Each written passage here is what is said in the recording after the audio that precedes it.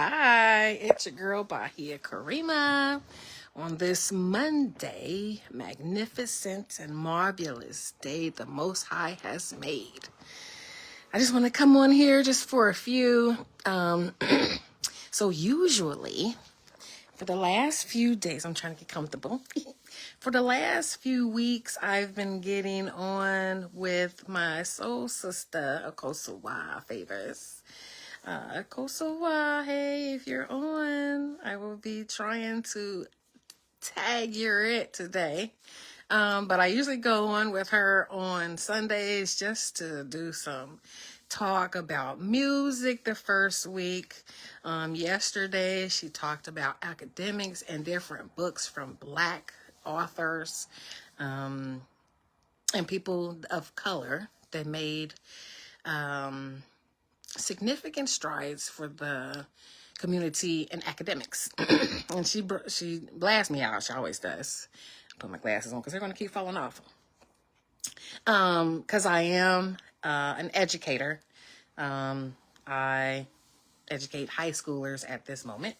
I am back in the early teens of 2000, like 2014. I joined CPS as an assistant teacher, what is also known as Paras.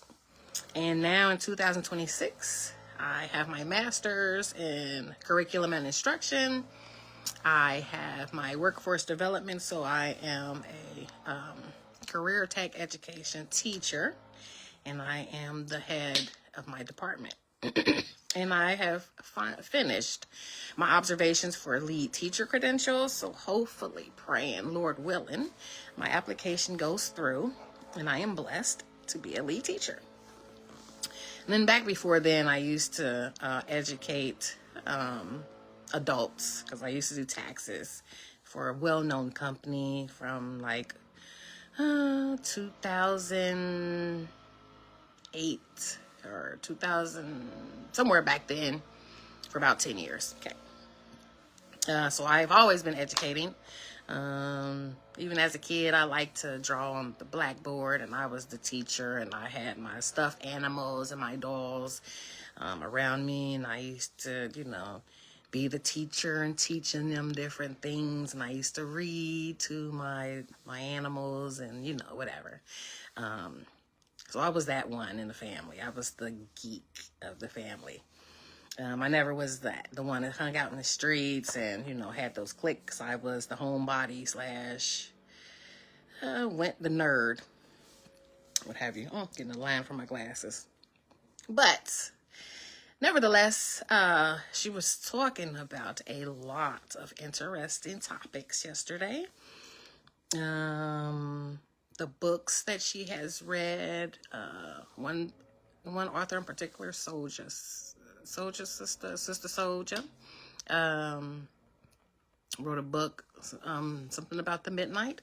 It was so interesting that I had to log on today and do a live, and hopefully I can ask her to come on here and tell us a little more about that, because I will get with her and try to get that book.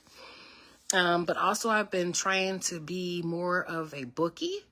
So, you have foodies, where those people that go out and try different foods and things like that. Well, I'm trying to build my literature and read more books. I am reading a book with one of my students. She's a junior, about Emmett Till and his story. So we are about to read that, and we're starting that book. And then I picked up some books from Crayons to Computers. They only had 4. So I'm trying to get 3 other ladies to read this book, and it's called Infested. I don't know.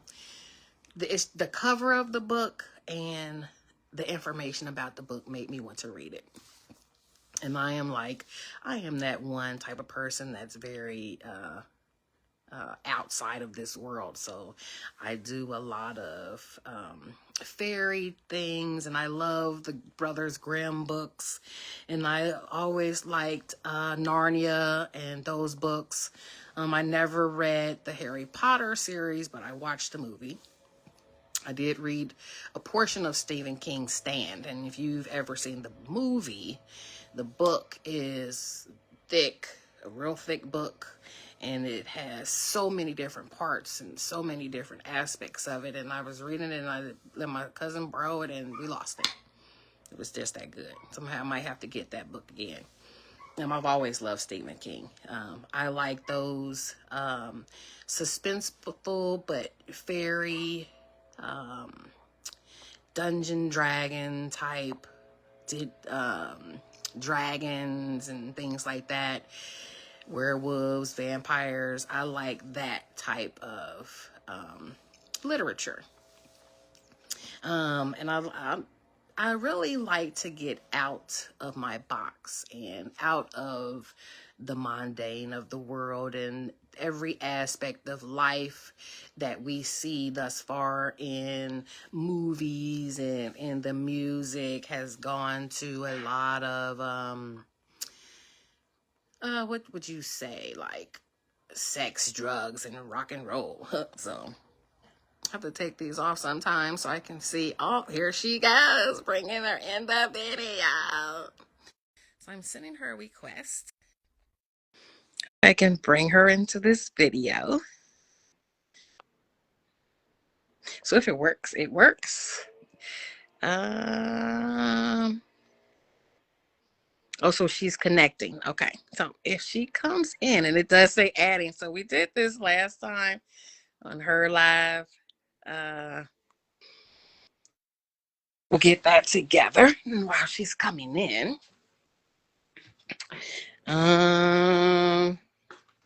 She hasn't had a chance to read the Harry Potter series, but she's been wanting to. Charger. So hopefully she's going to come on in.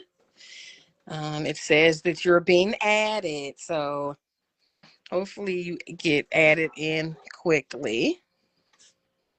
I wonder if I can request you a different way. Let me see if I can do it this way. Invite. And I sent you an invite. So I did it that way. So back on that book tip. We always see the same thing. So I'm waiting to see more fantasy types. Oh, she does have a Cincinnati. Oh, they write fantasies. Kim Harrison writes fantasy books, and she's a Cincinnati author and a writer.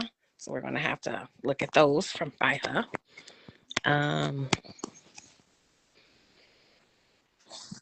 Hopefully she gets to come in. I love talking to Akosua. She brings such different mood into the swing of things. Like, how you can vibe off of somebody. I really vibe off of her a lot of times. So yeah, so hopefully she can log in, and she is with us today. So yeah, that's one thing I wanted to talk about, or the different books, and hopefully if we can get her in, she'll discuss some of that, because I did send for you. So hopefully you'll get in. Wants to join the video? Yes. So I said yes. Technology is a butt. You know what I'm saying? Like, this is a straight butt. So I sent it to you. I don't understand why it won't let you in. Okay, here we go. Let's see. Approve. See, every time I say approve, it says send request. So let's see if this works. And you're being added. Maybe if I take this off.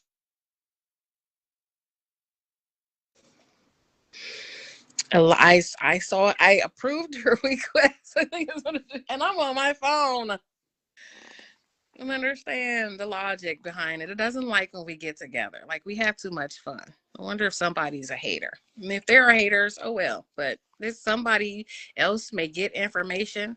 So don't be a hater for somebody else. But if she cannot get on, every time she sends me information, I'm going to share it, because we do have different groups of friends. Like, we do have some friends that we are intermingled with, but then we do have friends that are outside this theatrical group. And I will say our group is theatrical because she does a lot of things. I know it was doing this to you. So. I'm still going to keep trying. Like, I don't care. Um, it says approve. Let me add you. It keeps saying send request. So I sent the request again. I'm going to approve you. To approve you, I want to allow viewers to request to join. Yes. Okay. Oh, so it says you're being connected. If I can screenshot my page, I would. But going back, we are a theatrical group. We do a lot of play. We did a lot of plays, I love the dinner shows, a lot of reenactments of Black and African individuals from our past.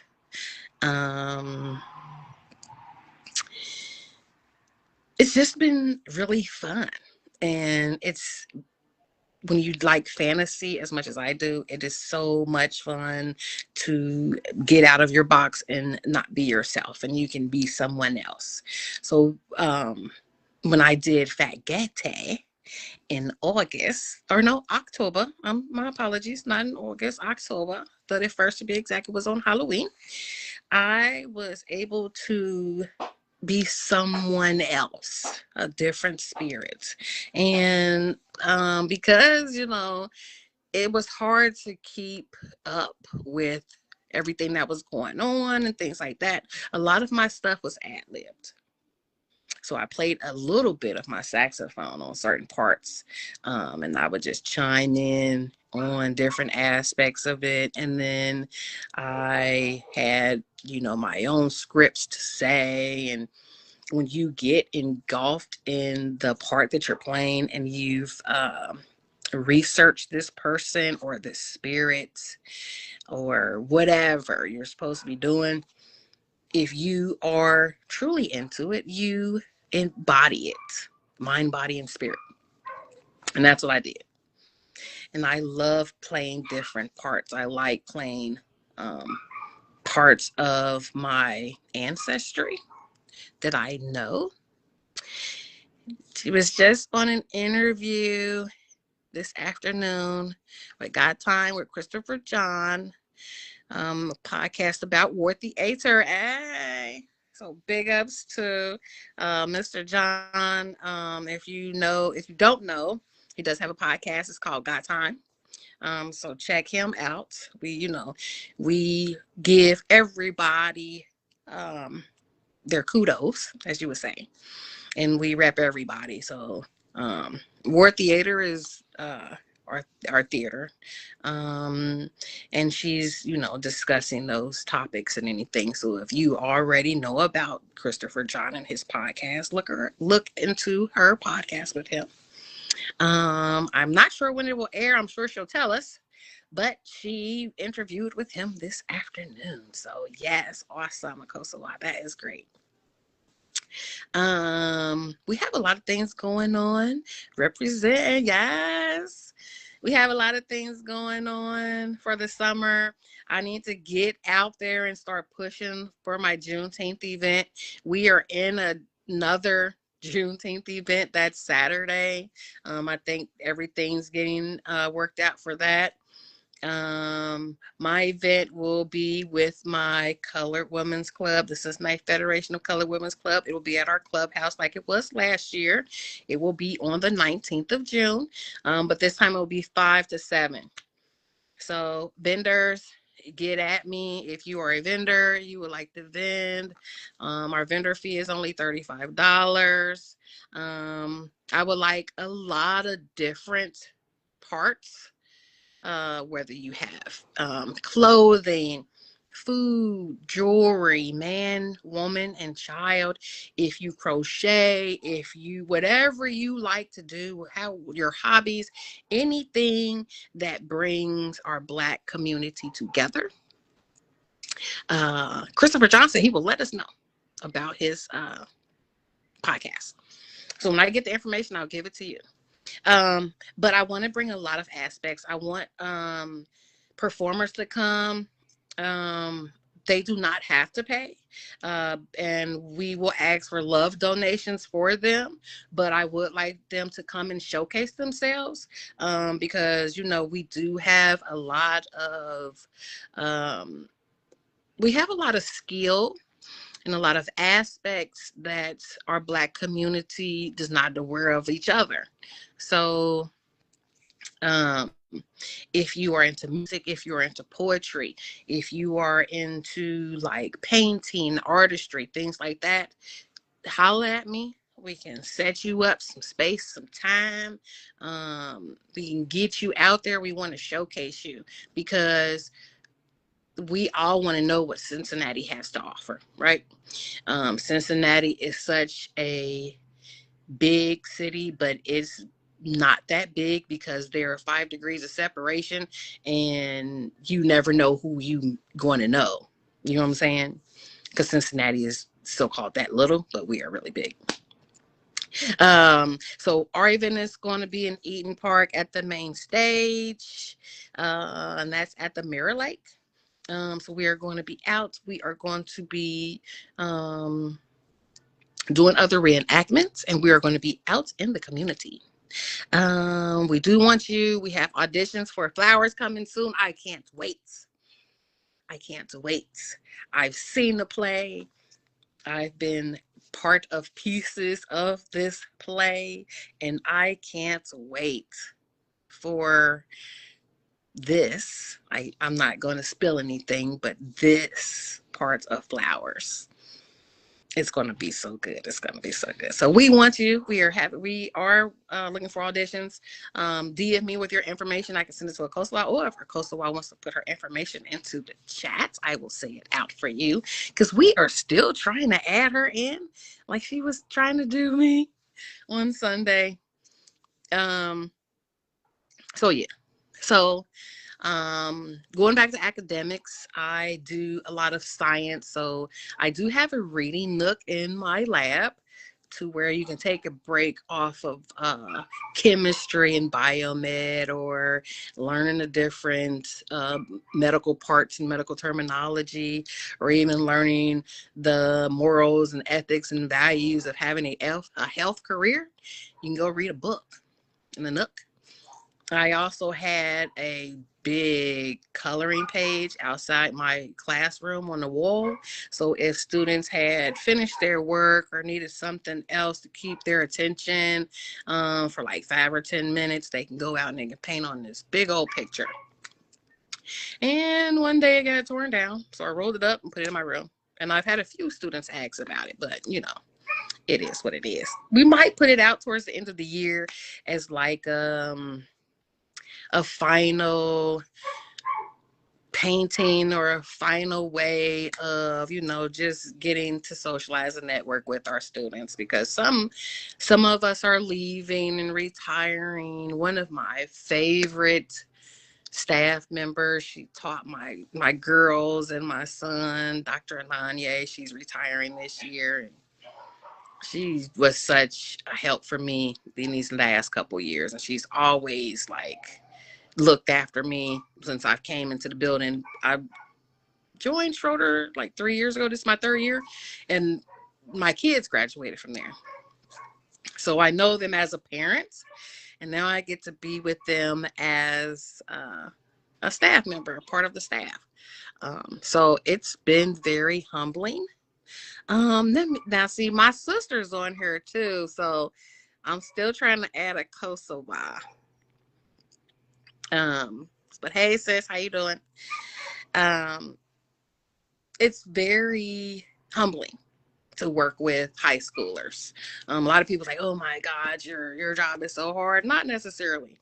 Um, I've had 6 children and they all are around the same ages. So I had like 4 teens at the same time. And 4 teens, 18s, 14 teenagers. It's all the same to me. Like they're different like ideals and different attitudes and different people, but everybody's human. And I have such a eclectic relationship with my students to where my students have like this love hate relationship with me, and I call it love hate because this is an example. I am the one that puts down expectations, and they're like, "Oh, Miss Bond, you're the only one that comes in here and makes us take our hoodies off, or we can't wear our beats in this class." And I'm like, "Yeah, well, I know I'm not the only one, but I will be one of those that tells you to take your stuff off." And then it's like, "Oh, well, they don't like me today." I'm like, "Well, we'll try again tomorrow." And it won't even be tomorrow. It'd be like 2, 3 bells later. I'm like, "Miss Bond, can I talk to you? I got this, that, and the third going on." And I just didn't. I'm like, "Okay, well, come on in here, have a seat. You got some work to do, get your work done. Just be quiet. No beats, no hoodies." Kicker. Now, they still have to take the hoodies off, still have to take the beats off, but they want to come into my room. And I consider my room my house because I'm there 7+ hours a day. And I tell them, you cannot be in my doorway. You cannot hang in the streets outside my door. You have to be in my house. If you are in my house rules. That's how I play. And if you go over somebody else's house, what do you do with their house rules, right? Makes sense. So I talk to them in a concept of right now, real life, real time. And I never play the dictator. If they have a bad behavior, I go back to square one. How'd you go to bed last night? What you eat? How'd you get up this morning? How'd you get to school? How was your attitude before you came to my class? And 9 times out of 10, something prior to me happened with them. And then they just came into my class and they're in my area, my domain. And I get the grunt. And these are children. So I don't take it as far as, you could take it. They're teenagers, but they're still children. They're not grown. And I tell them, you might think you're grown, but if you're in my class, you're being taught by me at a high school, you're not grown. And even I have 18-year-old students. And I tell them, you're grown to society, but to me, you're still a child because you are in this setting and you still need education. You still need guidance, whether you are 21. This is how I see it. I didn't become an adult till I became 35. My standards. I was able to take care of myself, my children. Was able to hold a job for more than a year, the same job, and I was able to do for me anything that I wanted to do, the things that I like to do. I didn't have to go to an outsourced source for that. I was able to take care of it myself. Once you are able to do all those things, you are an adult. Now we can chat it up all day, but at the end of the day, if you live with your mom, you're still a child, whether you're 35, 45, whatever, because you have not gained that skill of being able to take care of yourself, live by yourself, maintain a household by yourself. That is a skill. These are all skills. I wish I could get you in here. I'm adding you again. I don't care. I'm adding you again. I don't know. I don't know if it's our phones. I don't know if it's a love-hate relationship with Facebook. Because we are content creators. We are creating some awesome content and they don't want it to be spread around the diaspora. But we're going to get it spread, Abby. Yes. So what else did we talk about yesterday? It was just so many things. We even talked about Easter and the resurrection of Jesus and all the aspects around that. And I did go to church. I did go to church the Sunday prior, but like I missed 3 Sundays prior to that. And just for, a lot of different reasons. This is what they said was say back in the motherhood. I know. If you did, okay, so this is what it goes by saying if you're not part of this, if you can't read the comments, but they would say back in the motherland, if you did not successfully complete rites, you were a man child. I totally agree with that. We went through the rites of passage with the Kosovo. When I met her, my children went through it. My oldest four. My son, so he is a man, and my daughters, they are women, so they went through it. I went through it prior to them because I was one of the educators, so I went through it too, so I was able to educate them properly.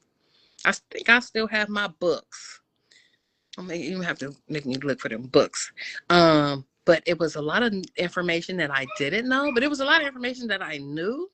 And it was only because I my research of my own. So me being a African American, I have always wanted to go back to my roots. I've always wanted to go back to Africa. I say it all the time. I've wanted an African husband. My fiance was African, right? Nigerian specifically, and I'm just so engulfed and so like at awe with the motherland, and I fit in. And when you feel like you don't fit into society, but you fit into this particular group, something happens to you.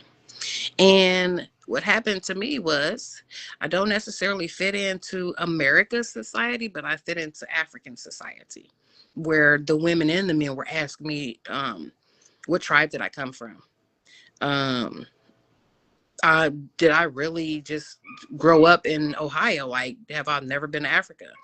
I had to really tell them, like, no, I'm born and raised in Ohio, who my parents, like, what type of people they were. And they're like, but you fit in right in with us, and you act like us, and you liked our foods, and I meshed right in. Like, that's where I belong. I've always been like that, though. I've always liked the culture, the clothing, the food, the language. Oh my. Mm. That's all I can say is because like as a kid, you think, oh, what they show you on the TVs with Sally Struthers and the children with all the flies, and it's just so. You have your granddad telling you, like, you got to eat your food because in Africa they're not eating, and you're throwing away the food, like, that food that you threw away could feed African children, like 15 African children, and I just got like some stuff on my plate that I didn't finish. Yeah, we're too. I know. Like, man, like, Kosovo feels the same way. And I'm not jealous of Kosovo per se, but she's been over to the motherland, like, not once, but twice. I mean, I feel like it's getting to the point where I will have the opportunity. And I will tell you, like, it's not that I can't get over there. I am, like, such a chicken when it comes to planes. The most I've flown on a plane is from here to Florida. And that's only like 2.5 hours, 2 hours, something like that. Now, 2 hours versus 16, 18, 24 hours on a plane. And you're not necessarily on this plane for that whole amount of time, but you are on it for a long period of time. And then you have to get on another plane in another country, not the United States, unless you go to New York, I think.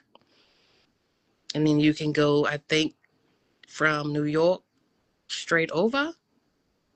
Don't give me the line. I don't know. Uh, she's been here actually 3 times. You're gonna make me sadder. 3 times. She had to clear it up. I'm sorry, not 2, 3.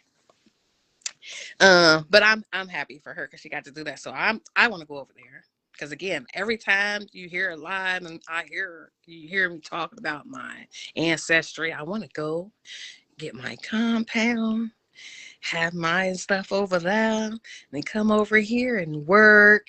And my summer, go home and have my business over there, and enjoy that, and then come back over here and work and do everything that I do over here. And I mean, it's just what you gonna do? What you gonna do? So yes, we may have to bring the Black Star ships back, please. I mean, not necessarily. I don't want to, but we can get over there. Because this is the thing too. Like now, when I start hearing it, oh, go back to where you came from. Send me. They were talking about ICE, and this is like, they shouldn't be sending. How you gonna deport somebody that's been here and like building this country for you? You know what I'm saying? That they want to be here, but a lot of us, we don't want to be here. So if you're gonna deport somebody,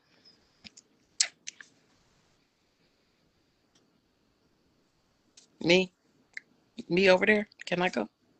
Because you're talking about deporting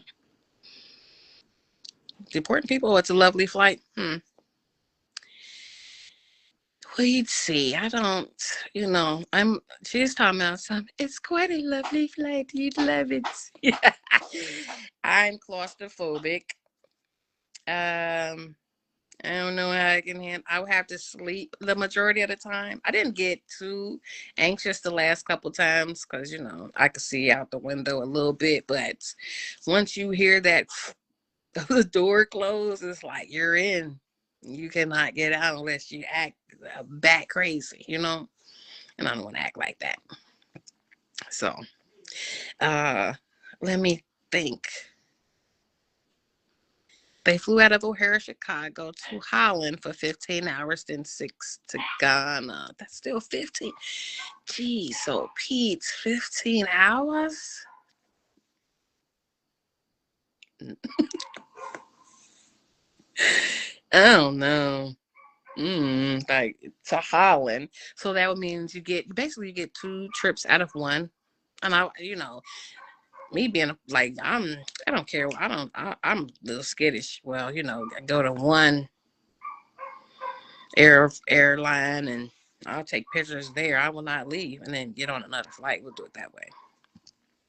I don't know. It's coming though. I'm going. I'm going. I'm gonna have to get out of my box and do that. I would do that.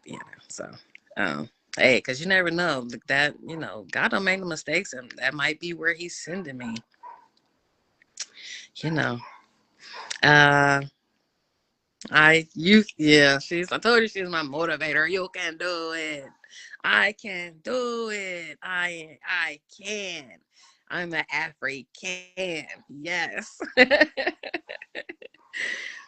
But yeah, she talked about a lot of different books. And I did put in the chat that, because I wasn't on, I was still with her to the very end. That's why she stayed on. So I appreciate her for that. But a lot of us women should do like a book club because that's another way for us to intermingle with each other. Because I do notice that a lot of times the only time that females get together is if they're shopping, two, if they're eating, three, if they're drinking out in the club, shaking a tail feather, you know, shucking and jiving, some shenanigans. And it might be good for us to do a lot more educating each other and doing a lot more building up of each other. Buying gifts is good for it, that's cool. Eating, you do that every day. Like Easter, you have dinner, birthdays, food, July, food, you know, any holiday, there's food. Food, food, food, food, food. That's where we're fat, fat, fat, fat, fat. So, and she says she's down for that. But I think that we should have a lot more ways to do things together. You know, a lot more check-ins. Girl, how you doing? Let's go take a walk. Meet me down at International Park and we take a walk before the sun sets. You know, it's about to be that type of weather for walking. Let me send you this recipe on a juice that you can make for yourself. Oh, you dealing with this part? Oh, girl, somebody knocking on my door. Let's see. What? Oh, yeah. So I need my grass cut, y'all. So hold on. Yes, sir. I do. How much you charge? Yeah.